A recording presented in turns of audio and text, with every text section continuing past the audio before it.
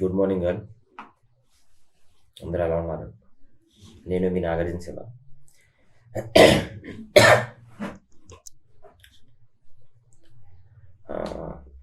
Class చెప్పే ముందు ఒక ఇంపార్టెంట్ అప్డేట్ అండి. ఇంతవరకు మనం ఎస్ఎస్ఎం ఫర్ యూ అనే నేమ్తో ఛానల్ రన్ చేసాం, కానీ కొన్ని ఆర్గనైజేషనల్ ఇష్యూస్ వల్ల మన ఛానల్ అనేది ఇమీడియట్గా యూట్యూబ్లో సెర్చ్ చేస్తే రాకపోవడం, ఇలాంటి ప్రాబ్లమ్స్ ఉండడం వల్ల ఛానల్ యొక్క నేమ్ని కొద్దిగా చేంజ్ చేసాం. ఇప్పుడు మనం టైప్ చేసిన వెంటనే మన ఛానలే ఫస్ట్ వస్తుంది యూట్యూబ్లో. సో దానివల్ల కొద్దిగా మీకు ఇబ్బంది అయినా ఇక మీదటి నుంచి మన ఛానల్ నేమ్ అనేది ఎస్ఎస్ఎం లాజిక్స్గా ఉంటుంది. అందరూ కూడా ఎవరైనా సబ్స్క్రైబ్ అవుదాం అనుకున్నా సరే యూట్యూబ్లోకి వెళ్ళి ఎస్ఎస్ఎం లాజిక్స్ అని టైప్ చేస్తే మీకు డైరెక్ట్గా ఫస్టే మన ఛానల్ వస్తుంది, ఆ సింబల్ ఉన్న ఫోటోతో. సో ఆ నెంబర్కి మీరు ఆ ఛానల్కి మీరు సబ్స్క్రైబ్ అయితే మీరు ఈ ఛానల్లో సబ్స్క్రైబ్ అవుతారు.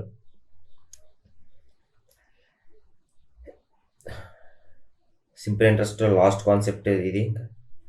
దీంతో సింపుల్ ఇంట్రెస్ట్ కంప్లీట్ అవుతుంది ఈ పార్ట్తో. ఐ హోప్ స్టార్టింగ్ నుంచి చూస్తున్న మీకు చాలా బాగా అర్థమై ఉంటుంది అని అనుకుంటున్నాను. ఇన్ కేస్ ఏమైనా ఇంప్రూవ్మెంట్స్ కావాలన్నా లేదా ఏవైనా మీకు మిస్ అయింది అనిపించినా మీరు కామెంట్ రూపంలో మాకు తెలపండి. మేము అవి కూడా యాడ్ చేసి మీకు చెప్పడానికి ట్రై చేస్తాం. ఇక మీదట మన channel name SSM logics.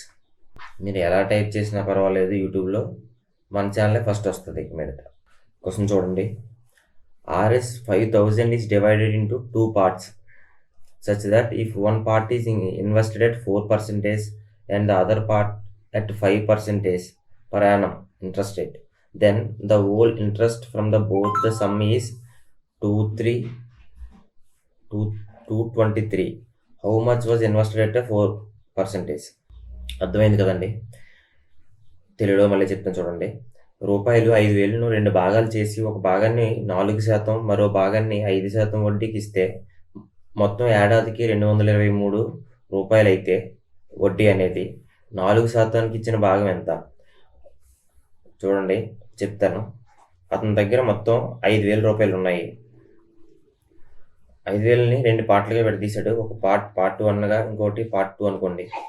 Part 1ని 4% పర్ యానంకి రేట్ ఆఫ్ ఇంట్రెస్ట్కి వడ్డీకి అప్పుగా ఇచ్చాడు. పార్ట్ 2ని 5% రేట్ ఆఫ్ ఇంట్రెస్ట్తో అప్పుగా ఇచ్చాడు. అయితే ఇక్కడి నుంచి వచ్చిన వడ్డీ, పార్ట్ 1 నుంచి వచ్చిన వడ్డీ, పార్ట్ 2 నుంచి వచ్చిన వడ్డీ రెండు కలిపితే అతని దగ్గర మొత్తంగా ఉన్నది 223 రూపాయలు వచ్చిందండి వడ్డీగా. అయితే పార్ట్ 1 దగ్గర ఎంత సొమ్ముని, అయితే ఎంత మొత్తాన్ని అసలుని లేదా ప్రిన్సిపల్ని ఇన్వెస్ట్ చేశాడు అన్నది క్వశ్చన్ మనల్ని అడిగాడండి. నేను చాలా సింపుల్గా చేయొచ్చు, చాలా కఠినమైన మెథడ్స్ కూడా ఉన్నాయి, కానీ సింపుల్గా నేను చెప్తాను చూడండి, మీకు చాలా సింపుల్గా అర్థం అవుద్ది. పార్ట్ 1ని 4%కి అడు 4% పర్ యానం రేట్ ఆఫ్ ఇంట్రెస్ట్తో ఇన్వెస్ట్ చేశాడు. పార్ట్ 2ని 5% పర్ యానం రేట్ ఆఫ్ ఇంట్రెస్ట్తో ఇన్వెస్ట్ చేశాడు. సో ఇప్పుడు మీరు 4% దగ్గర ఇన్వెస్ట్ చేసిన అసలు ఎంత అంటే P1 ఎంత అని అడిగాడు. మొత్తాన్ని కూడా 5%కి ఇచ్చాడు అనుకుందాం. అప్పు మొత్తం తను ఇచ్చిన ఎంతైతే అప్పు ఇచ్చాడో అది మొత్తం కూడా 5%కి ఇచ్చాడు అనుకుందాం. అప్పుడు మనకి 1 సంవత్సరానికి మనకి ఎంత వడ్డీ వస్తుంది? 5% ఆఫ్ ప్రిన్సిపల్ వస్తుంది. సో మొత్తాన్ని 5%కి ఇస్తే, మొత్తాన్ని 5%కి ఇస్తే మనకి 5% వస్తుంది కదా వడ్డీ. సో 5% ఆఫ్ 5,000 ఎంత? 5% of 5,000 is equal to 5/100 of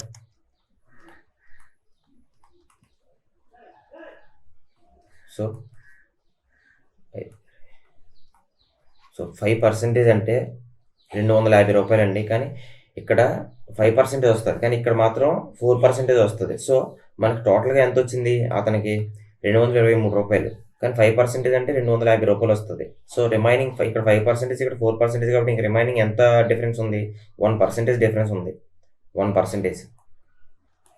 so ఆ 1%ఏ ఈ డిఫరెన్స్, ఈ 223కి 250కి ఉన్న డిఫరెన్స్ ఎంత అండి? అది 250, 223, 10 నుంచి 3 తీస్తే 7, 4 నుంచి 2 తీస్తే 2. ఈ 27 రూపాయలు అనేది ఇక్కడ ఉన్న 1%. సో ఇక్కడ ఉన్న 100% ఎంత అన్నది మనం క్యాలిక్యులేట్ చేయాలి. సో ఇక్కడ ఉన్న 1% ఈక్వల్ టు 227 రూపాయలు. సో 100% ఎంత? దీన్ని ఇంటూ 100 చేస్తే, దీన్ని ఇంటూ 100 చేస్తే మనకు 100% వస్తుంది. సో 2700. సో ఆన్సర్ ఇక్కడ 4% 2700 రూపాయలని, 5% రిమైనింగ్ అమౌంట్ ఎంత? 2700 తీసేస్తే 2300. 5% 2300 ఇన్వెస్ట్ చేశాడు. ఇది చాలా షార్టెస్ట్ మెథడ్ అండి. ఓకే, ఈ మెథడ్ కాకుండా మీకు ట్రెడిషనల్ మెథడ్స్ కూడా ఉంటాయి, కానీ అవి చాలా పెద్దదిగా వస్తాయి. ఎలా అంటే P1 + P2 = 5000 అని చెప్పి 5000 అనుకొని, ఆ తర్వాత దీనికి PTR/100, దీనికి PTR/100 వేసి ఆ రెండింటిని 223కి ఈక్వల్ చేసి అప్పుడు వచ్చిన 2 ఈక్వేషన్స్ని సాల్వ్ చేస్తే మనకి అప్పుడు P1 మరియు P2 వస్తాయి. కానీ చాలా లాంగెస్ట్ మెథడ్ అది.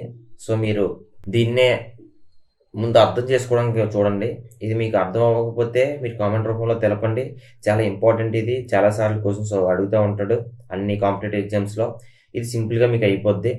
The difference between the simple interest on a certain some at the annual rate of 13% for 10 years and 11 years is 52. What is the sum? ఒక సమ్మని జస్ట్ లెస్ P అనుకోండి. ఆ Pని 13%కి rate of ఇంట్రెస్ట్తో, okay 13 తెలుగులో చెప్పడం మర్చిపోయాను, ఒకసారి చూడండి. 13% రేటుతో 10 ఏళ్ళు మరియు 11 ఏళ్ళ వడ్డీల మధ్య తేడా 52 అయితే అసలు ఎంత? వడ్డీ శాతం అనేది 13%, అక్కడ టైం అనేది 10 సంవత్సరాలకి. అదే వడ్డీ శాతాన్ని 13%, టైం అనేది 11 సంవత్సరాలకి ఇస్తే ఈ రెండింటి మధ్యన ఇక్కడ మనకి సమ్ ఇంట్రెస్ట్ జనరేట్ అవుతుంది, ఇక్కడ సమ్ ఇంట్రెస్ట్ జనరేట్ అవుతుంది. ఈ ఇంట్రెస్ట్ మధ్య డిఫరెన్స్ అనేది మనకి 52 రూపాయలండి. ప్రిన్సిపల్లో R/T కదా. సో 130% వస్తుంది. 13 × 10, 130% వస్తుంది. ఇక్కడ 143% వస్తుంది. 13 × 11, 143% వస్తుంది. ఈ రెండింటి మధ్యన ఎంత డిఫరెన్స్ ఎంత ఉందండి? 13%. అంతే కదా. So 13% equal to 13% equal to 52. So మనకి ప్రిన్సిపల్ ఇప్పుడు 100%. ప్రిన్సిపల్ని మనం ఎప్పుడు కూడా 100% అనుకుంటాం. మనం ఆల్రెడీ మీకు ముందే చెప్పాను. సో ప్రిన్సిపల్ ఎప్పుడు కావాలన్నా 100% తీసుకోవాలి. సో దీన్ని 100% చేయండి. 52 / 13 × 100. అంతే కదా. మీకు నేను చాక్లెట్ లెక్క ఆల్రెడీ చెప్పాను. సో మీకు అర్థమయ్యే ఉంటుంది. 13 4, సో 400. So answer 400. ఇలా మీరు సింపుల్గా చేయాలి. అంతేగాని ఏదైనా ఒక లెక్క అంటే ఇదే లెక్కని కొంతమంది ఎలా చేస్తారంటే ప్రిన్సిపల్ని ఏదో ఒక అమౌంట్ అనుకుంటారు. ఫర్ సపోజ్ 1000, 2000, 10,000, 600, 700, 32 రూపాయలు ఎంతో కొంత అనుకుంటారు. దాని మీద 13%తో 10 సంవత్సరాలకి, 13%తో 11 సంవత్సరాలకి చేసి ఆ వచ్చిన వాల్యూని దీన్ని ఈక్వేట్ చేసి 52కి ఈక్వేట్ చేసి లెక్క చేస్తారు. చాలా ఎక్కువ టైం కన్జ్యూమింగ్ అండి ఇది. ఆల్మోస్ట్ మీకు 2-3 నిమిషాలు పట్టేస్తుంది. కానీ కాంపిటేటివ్లో టైంని ఎవరు తక్కువ టైంలో చేస్తారో వాళ్ళకే జాబ్ అనేది. సో ఇలా సింపుల్గా ఈ రేట్ ఆఫ్ పర్సంటేజ్ ఇక్కడ ఎంత, రేట్ ఆఫ్ పర్సంటేజ్ ఇక్కడ ఎంత ఇంట్రెస్ట్ కనుక్కొని ఆ రెంట్ల మధ్య డిఫరెన్స్ని మనకి ఇచ్చిన డిఫరెన్స్ ఈక్వేట్ చేసి 100% కనుక్కుంటే మనకి సమ్ అనేది అసలు అనేది ఎంత అనేది వచ్చేస్తుంది. సో ఈ విధంగా చేయడానికి ట్రై చేయండి. సో నెక్స్ట్ లెక్కకి వెళ్దాం. చూడండి. A certain sum of money lent at simple interest amounts to 1200 in 2 years and 1600 in 4 years. The rate percentage per annum is. ఇది ఆల్రెడీ మీరు పాత లెక్కలో చేశారు. సో మళ్ళీ మర్చిపోయి ఉంటారు. సో మళ్ళీ ఇప్పుడు నేను చేస్తాను చూడండి. ఇక్కడ 2 సంవత్సరాలకి ఎంత అయిందండి అమౌంట్? 1200. 4 సంవత్సరాలకి 1600. ఓకే, అయితే ఇక్కడ ఇది ఇయర్స్, ఇది అమౌంట్. ఓకే, ఇక్కడ నుంచి ఇక్కడికి ఎన్ని సంవత్సరాల గ్యాప్ ఉంది? 2 years. 2 years. సో ఇక్కడ నుంచి ఇక్కడికి ఎంత గ్యాప్ ఉంది? 400. 2 yearsకి 400 అనేది ఇంట్రెస్ట్గా వచ్చింది. ఇది ఇంట్రెస్ట్ అండి. మనకి అమౌంట్లోంచి 2 years అమౌంట్లోంచి 4 years అమౌంట్లోంచి 2 years అమౌంట్ తీసేస్తే మనకు వచ్చింది ఇంట్రెస్ట్. ఎందుకంటే ఇంట్రెస్ట్ అది పెరుగుతుంది, అసలు ఇప్పుడు అలాగే ఉంటుంది. సో 2 నుంచి 4 సంవత్సరాలకి పెరిగింది ఇంట్రెస్టే. సో అప్పుడు 1 ఇయర్కి ఇంట్రెస్ట్ ఎంత ఉంటుంది? 1 ఇయర్కి 400 డివైడెడ్ బై 200. మనకి 2 ఇయర్స్కి అమౌంట్ ఎంత ఇచ్చాడు? 2 ఇయర్స్కి అమౌంట్ ఎంత ఇచ్చాడు? 1200. సో 2 ఇయర్స్కి ఇంట్రెస్ట్ ఎంత? 1 ఇయర్కి 200 అంటే 2 ఇయర్స్కి 400. సో ఆ 400 ఇంట్రెస్ట్ని తీసేస్తే మనకి మిగిలింది ప్రిన్సిపల్ కదా, అసలే కదా. సో అసలు ఎంత? 800. ఓకే, సో అసలు అనేది 800. మనకి ఇంట్రెస్ట్ రేట్ ఎలా వస్తుంది? ఇంట్రెస్ట్ రేట్ ఎలా ఫైండ్ చేయాలి? రేట్ ఆఫ్ ఇంట్రెస్ట్ మనకి సింపుల్ ఇంట్రెస్ట్ ఎంత అయిందో simple interest divided by principal sum ఎంత అయితే ఉందో ఆ సమ్ ప్రిన్సిపల్ ఇంటూ 100. ఇది కదా ఫార్ములా మనకి సింపుల్ ఇంట్రెస్ట్ని ఫైండ్ చేయడానికి. సో రేట్ ఆఫ్ ఇంట్రెస్ట్ని ఫైండ్ చేయడానికి. So R is equal to ఇక్కడ మన ప్రిన్సిపల్ ఎంత? 800 ఒక సంవత్సరంకి వడ్డీ ఎంత? 200. So into 100.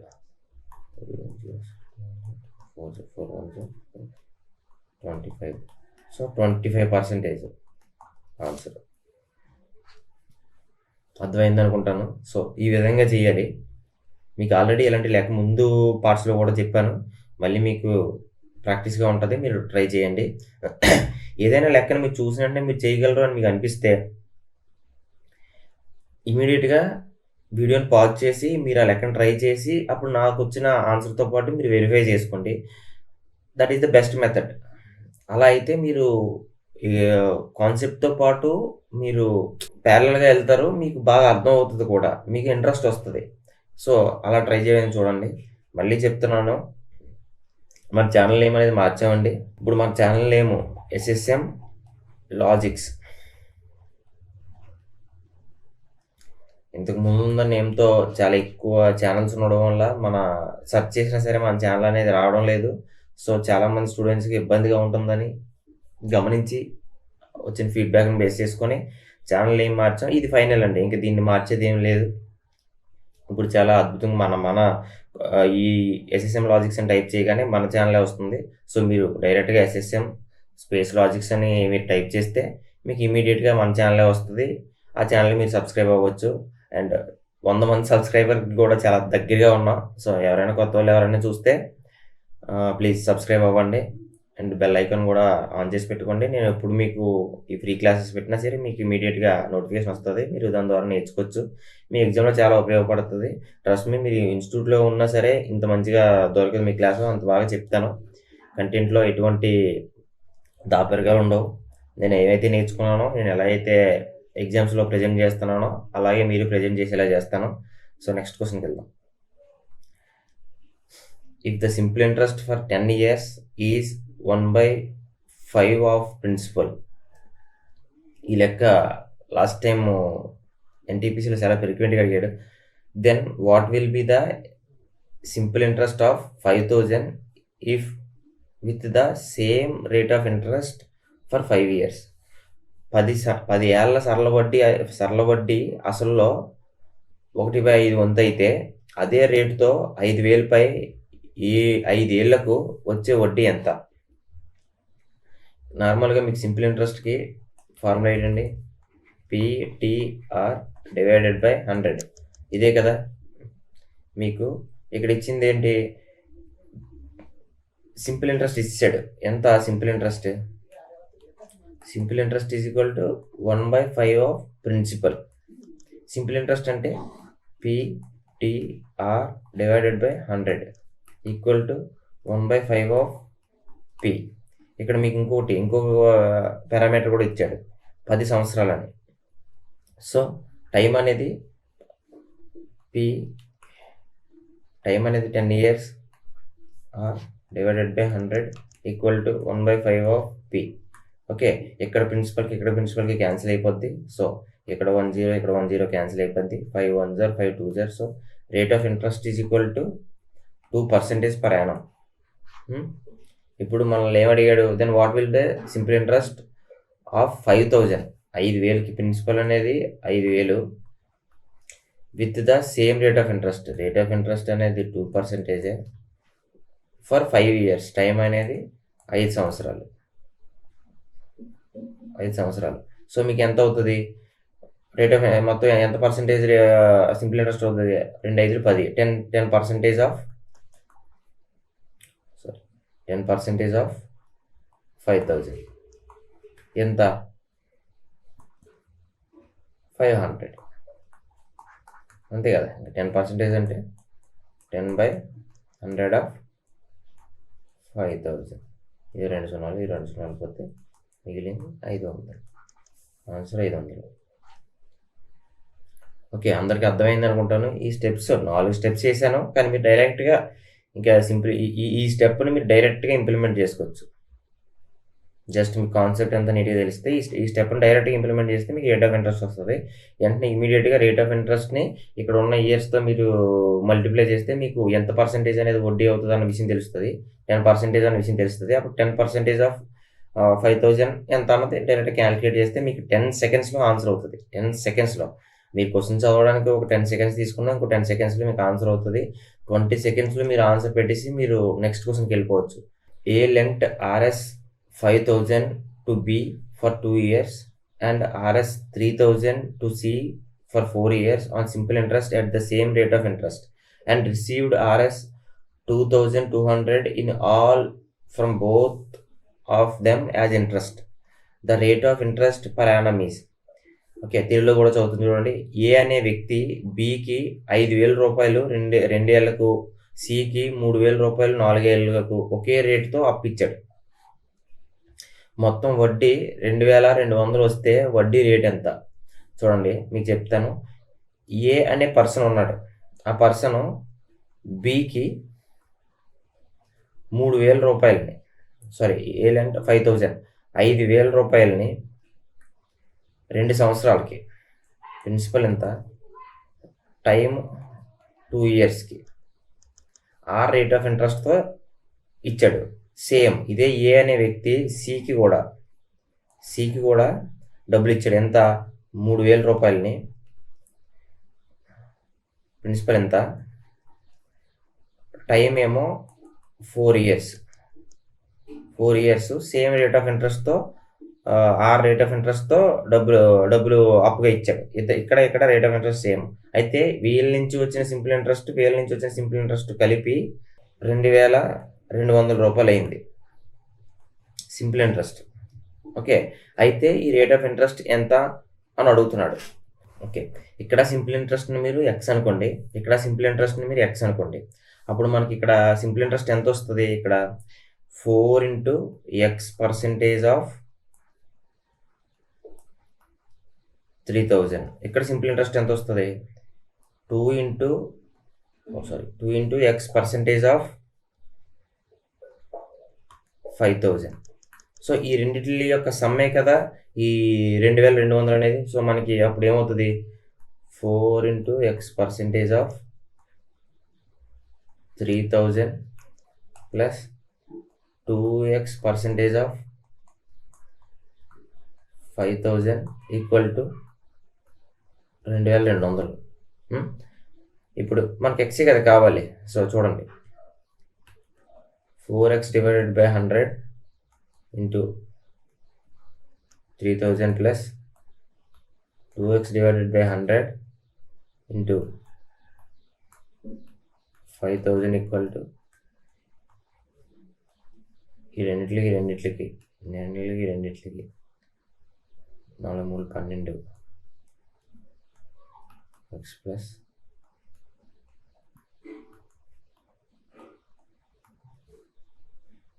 So 220x is equal to 2200 10. So x is equal to 10%. So rate of interest ఎంత? 10%. అర్థమైంది కదా. ఇక్కడ ఏం చేసాం? ఇక్కడ రేట్ ఆఫ్ ఇంట్రెస్ట్ ఎలా ఫైండ్ చేసాం? ఇక్కడ రేట్ ఆఫ్ ఇంట్రెస్ట్ పర్సెంటేజ్ ఎంత? 4 into x. మన time into rate of interest calculate చేస్తే ఎంత పర్సెంటేజ్ అంటే తెలిసిపోతుంది కదా ప్రిన్సిపల్లో. సో ఇక్కడ క్యాలిక్యులేట్ చేసాం. ఆ రెండింటిని మనకి ఇచ్చిన దాంతో ఆ రెండింటి యొక్క సమ్మని మనకి ఇచ్చిన రేట్ ఆఫ్ ఇంట్రెస్ట్తో ఈక్వేట్ చేసాం. మనకి ఇమీడియట్గా మన రేట్ ఆఫ్ ఇంట్రెస్ట్ అనేది వచ్చేసింది. అర్థమైంది కదా. ఇలా చేయాలి.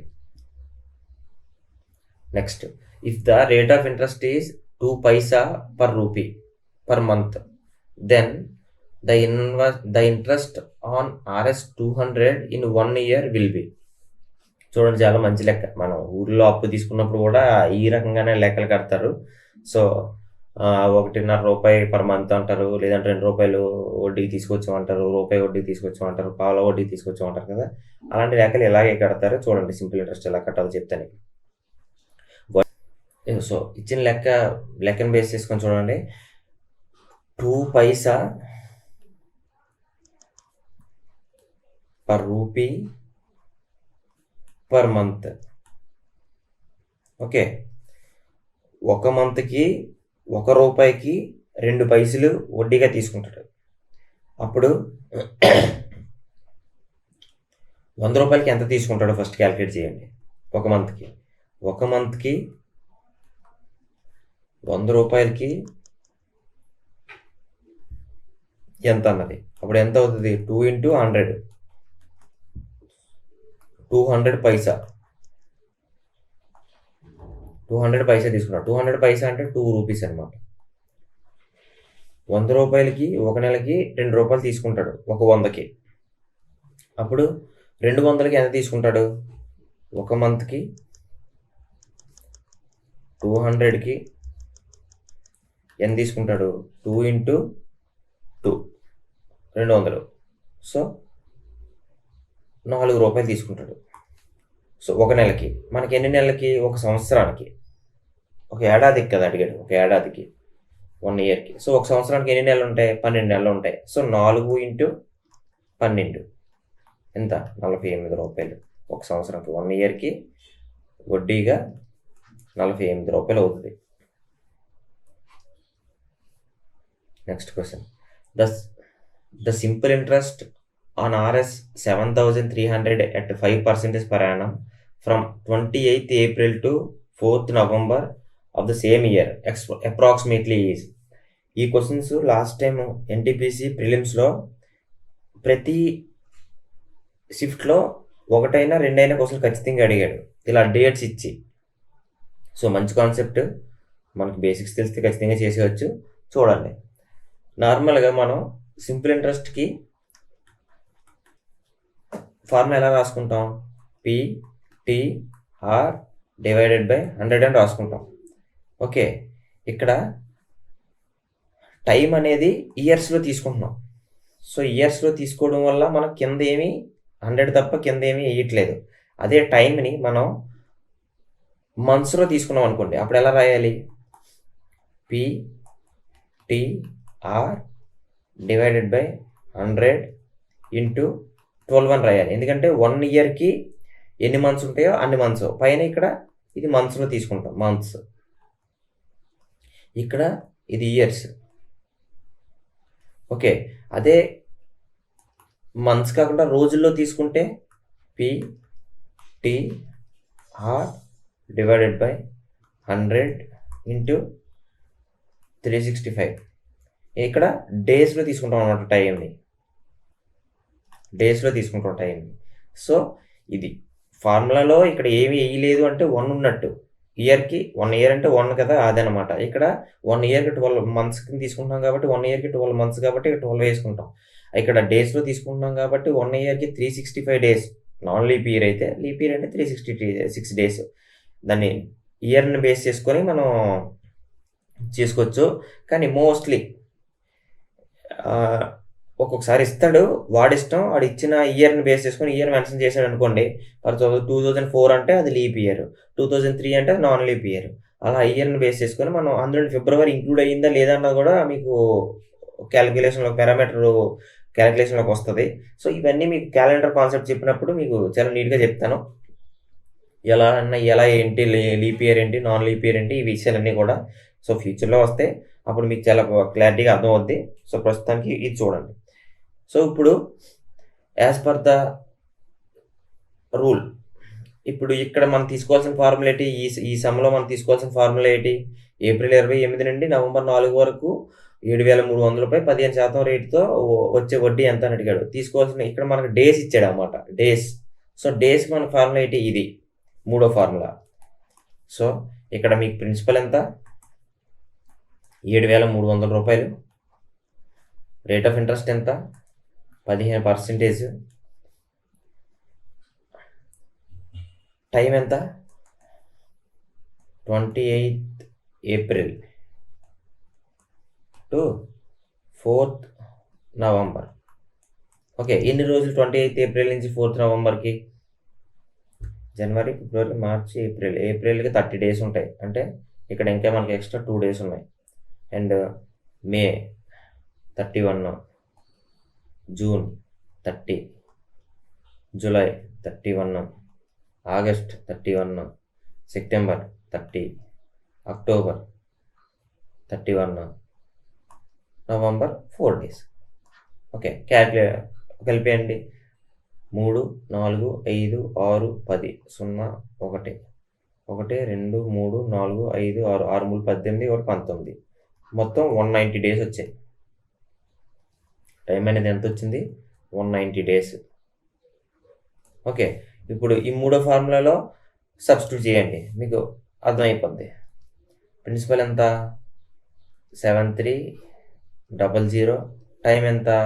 190 days into rate of interest ఎంత? 15% divided by 100 into 365. Okay, calculate చేయండి. కరెక్ట్గా తెగదు, అప్రాక్సిమేట్లీ అడిగాడు కాబట్టి దగ్గరగా వస్తుంది వాల్యూ. చూడండి, ఈ 2 zeros క్యాన్సిల్ అయిపోయింది.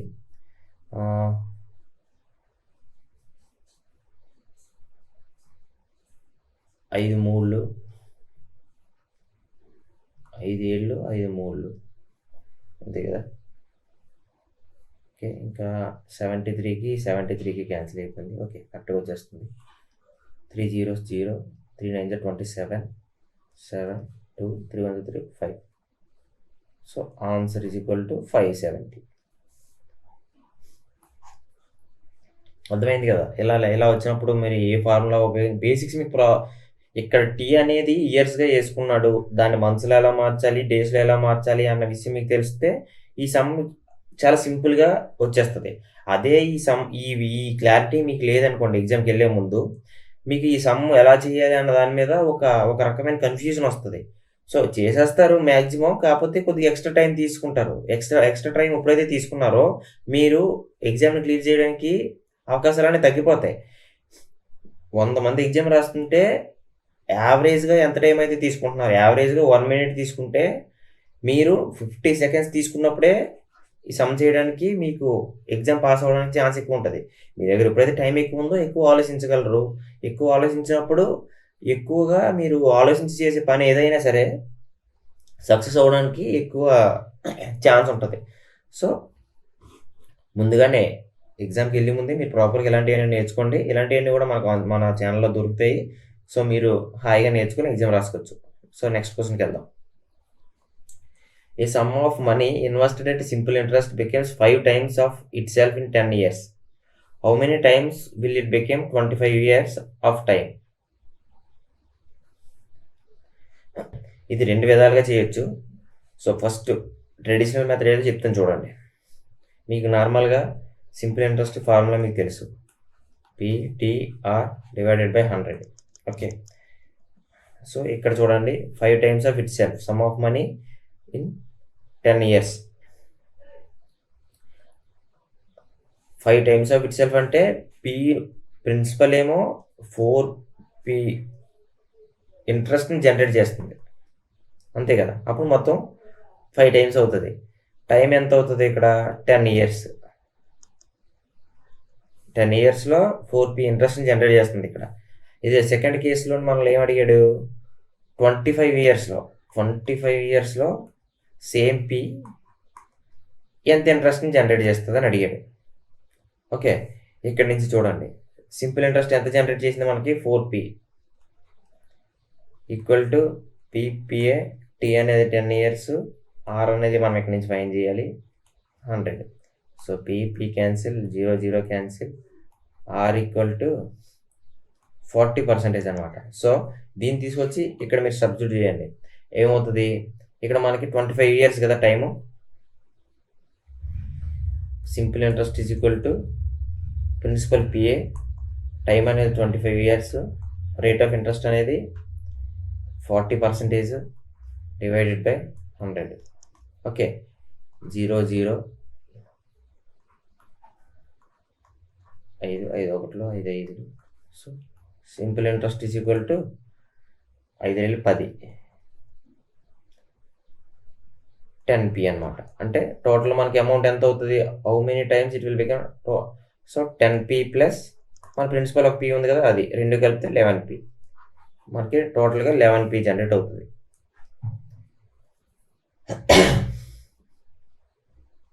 అర్థమైందిగా, ఇది ట్రెడిషనల్ మెథడ్. అలా కాకుండా మీరు దాన్ని షార్ట్ కట్లో చేయాలంటే మనకి చూడండి, ప్రిన్సిపల్ అనేది ఇక్కడ మనకి 4p ఇంట్రెస్ట్ని జనరేట్ చేసింది. ఎన్ని సంవత్సరాల్లో? 10 ఇయర్స్లో.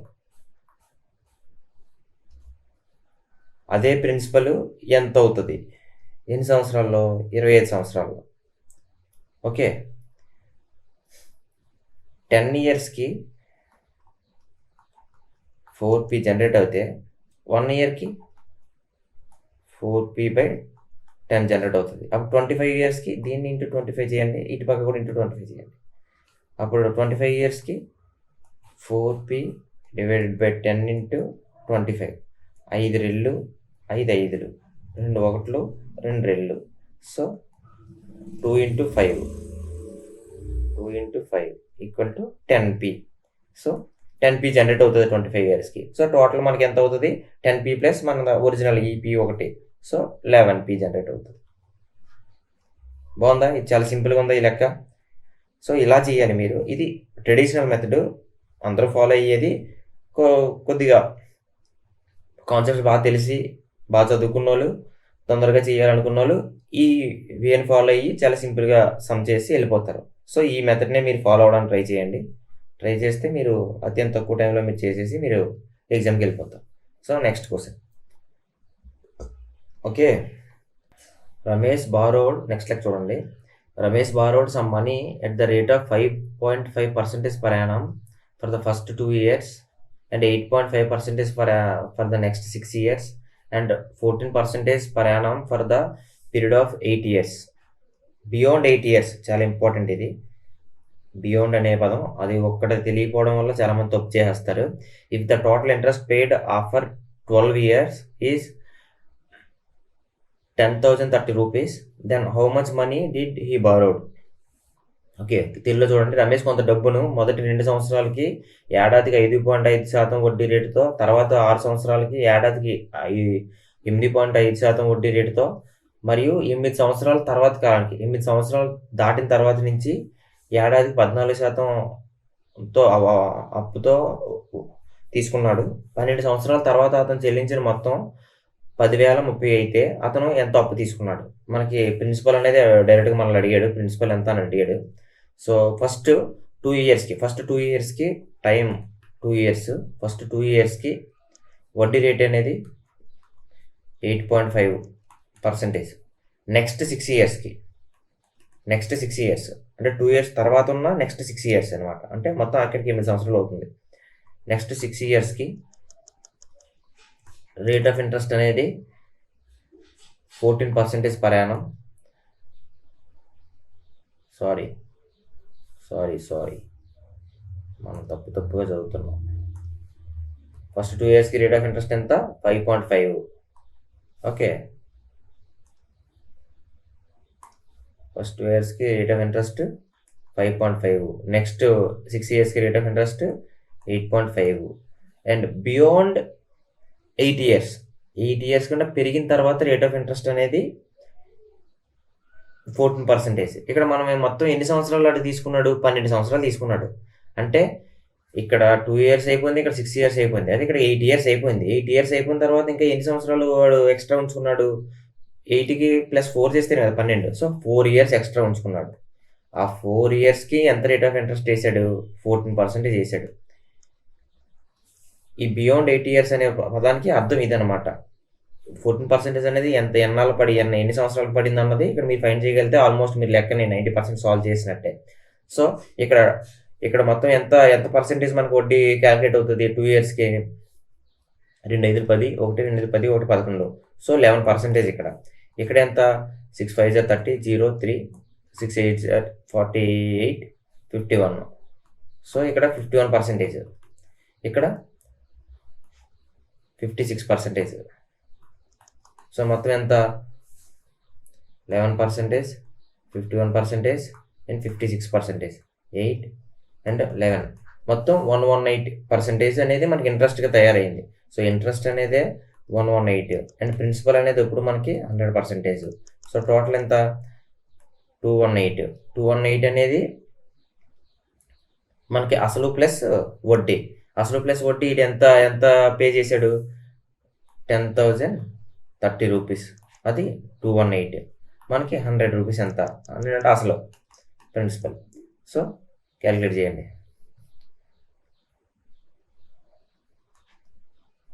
2 1s are 2 9s are 2 5s 2 1s 2 5s. So direct cancel అవుతుంది చూడండి. 109 50 15 4s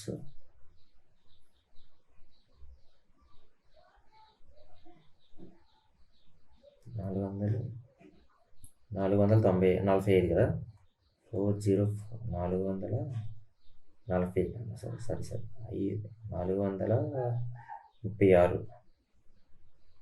436. సో 11 నుంచి 6 తీస్తే 5, 9 నుంచి 3 తీస్తే 6, ఇది ఒక 5. సో ఇది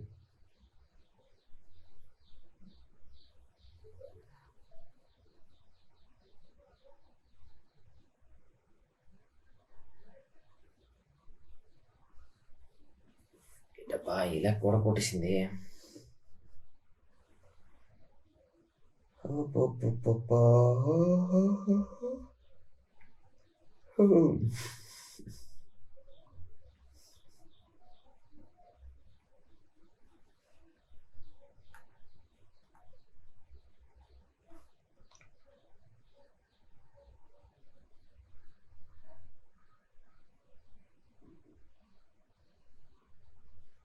ఓకే సారీ.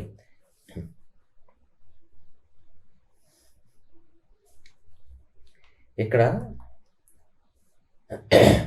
మనకు వడ్డీ మొత్తం ఎంత అయింది? 118. అతను చెల్లించిన మొత్తం వడ్డీ ఎంత?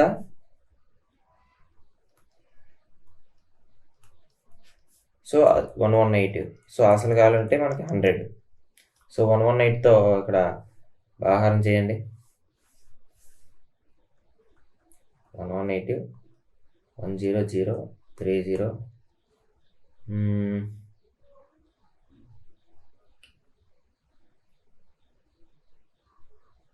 8 ఎంత వస్తుంది? 8 64 4 ఇంకొకటిలో 8 14 4 1 ఇంకొకటిలో 8 9. ఓకే 13 నుంచి 4 తీస్తే 9, 9 నుంచి 4 తీస్తే 5 అండ్ అంతే. అండ్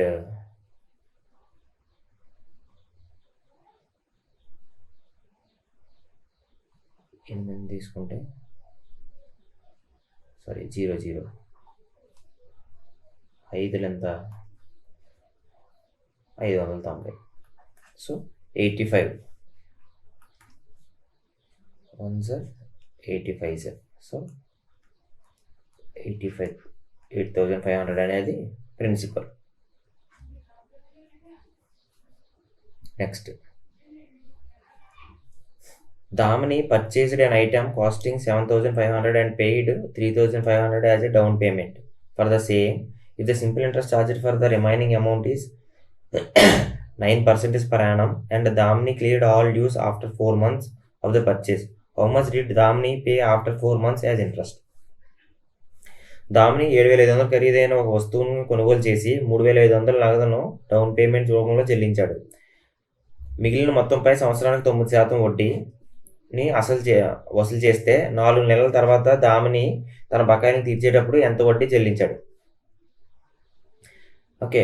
తను నార్మల్‌గా ఒక వస్తువుని కొనుక్కున్నాడు. ఆ వస్తువు యొక్క కాస్ట్ అనేది 7,500. కానీ తను ఫస్ట్ ఇన్‌స్టాల్‌మెంట్‌లో కేవలం 3,500 మాత్రమే పే చేశాడు. అయితే ఇంకా 4,000 ఇంకా తను పే చేయాల్సి ఉంది. అయితే ఈ 4,000 మీద ఈ ప్రిన్సిపల్ అవుద్ది. ఈ 4,000 మీద తను 9% వడ్డీతో 4 నెలల తర్వాత 4 మంత్స్ తర్వాత టైం 4 మంత్స్. 4 మంత్స్ తర్వాత మొత్తం క్లియర్ చేశాడు. అయితే తను వడ్డీగా ఎంత పే చేశాడు అన్నది మనల్ని అడిగాడు. సో 9% పర్ యానం అంటే 9% అనేది 12 నెలలకి. సో అప్పుడు 4 నెలలకి ఎంత అవుతుందంటే ఒక నెలకి 9/12. ఇప్పుడు 4 మంత్స్కి ఇంటూ 4 ఇంటూ 4 4 ఒకట్లు 4 మూడులు 3 ఒకట్లు 3 మూడులు. సో 4 నెలలకి 3% అవుతుంది. సో ఇప్పుడు 3% ఆఫ్ ద ప్రిన్సిపల్ ఎంత? 3/100 ఆఫ్ 4,000 అంతే కదా. ఈ 2 జీరోస్ 2 జీరోస్ 3 4లు 12 120 రూపాయలు.